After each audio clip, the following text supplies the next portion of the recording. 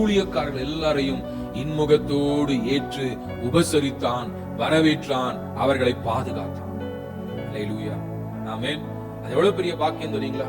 ஊழியக்காரர்களை ஏற்றுக்கொள்வது, உபசரிப்பது ஒரு பெரிய பாக்கியம். ஆமென்.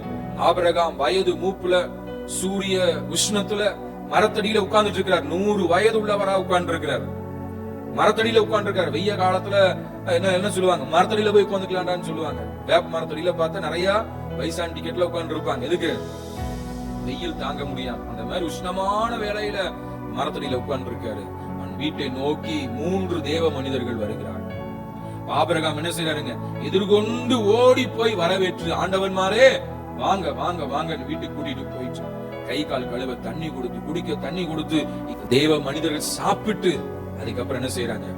ஆசீர்வதித்தார்கள். நிச்சயமாய் ஆபிரகாமே, உற்பத்தி காலத்திட்டத்துல வீட்டுக்கு நான் வருவேன், சாரால் ஒரு குமாரனை அணைத்துக் கொண்டிருப்பார். அல்லேலூயா. எப்ப நடந்ததுங்க?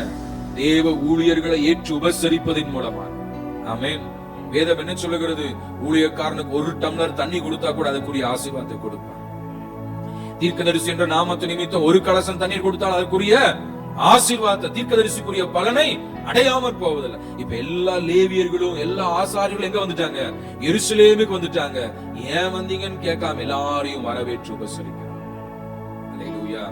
ஆக ஊழியக்காரர் உங்க வீட்டுக்கு வரும்பொழுது என்ன செய்யுங்க? இன்முகத்தோடு வரவேற்று அங்க உபசரிக்கும் பொழுது 1 டம்ளர் தண்ணி கொடுங்க போதும். உங்க வீட்டுக்கு வரும்போது எல்லா வீட்லயும் டீ கொடுத்தீங்கன்னா குடிக்க முடியாது.